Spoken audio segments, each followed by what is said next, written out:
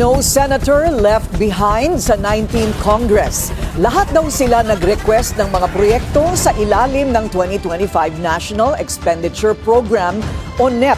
Sa tinaguriang DPWH leaks na hawak ng Bilyonaryo News Channel, inisa-isa namin na ang laman ng kontrobersyal na dokumento.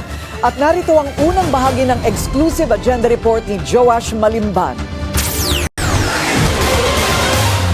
As a general rule, with very little exceptions, it is Yusek Maria Catalina Cabral with the imprimatur of Secretary Mark Villar and later continued by Sec Manny Bonoan, who had control at the DPWH level to remove, include, add, deduct, or modify insertions of items in the NEP for infrastructure or those pertaining to DPWH.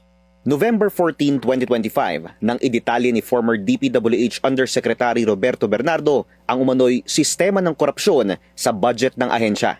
Aniya, mula sa pagbuo pa lang ng National Expenditure Program o NEP, tila meron na agad designated proponents at sponsors ng mga proyekto na siyang tumatanggap ng porsyento o kickback.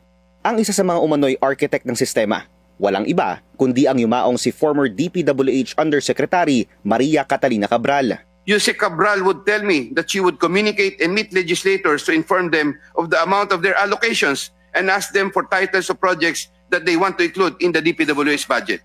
Sa patuloy na paggulong ng investigasyon sa flood control scandal, naging laman ng mga balita ang mga dokumentong naglalaman umano ng listahan ng mga proyektong ipinasok sa NEP at kung sino ang mga proponent o nag-request nito.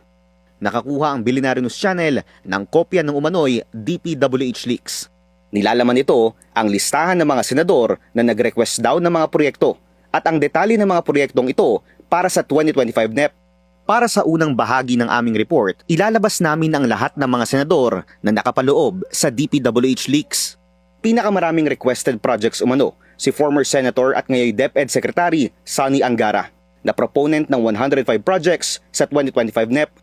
July 2024 na-appoint si Angara bilang DepEd Secretary mula sa pagiging isang senador, ilang buwan matapos simulan ang budget setting para sa 2025.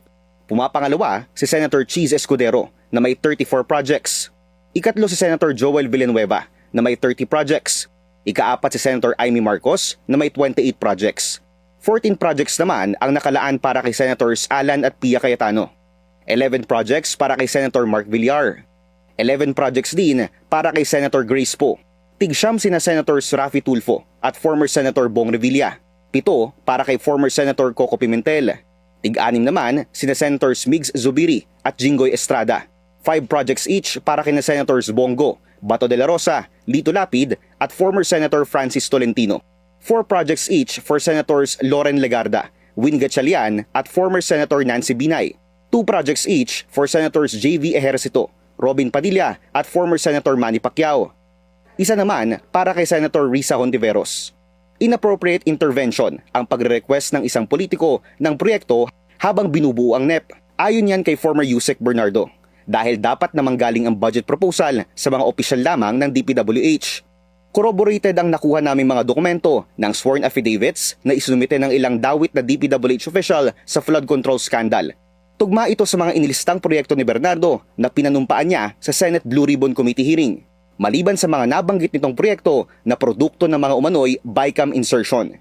Existing din ang mga proyektong ito base sa transparency server ng DPWH. Sinisikapan ng Bilyonaryo News Channel na kunan ng pahayag ang lahat ng nabanggit na former at incumbent senators. Bukas ang BNC para sa kanilang panig. Para sa agenda, Joash Malimban, Bilyonaryo News Channel.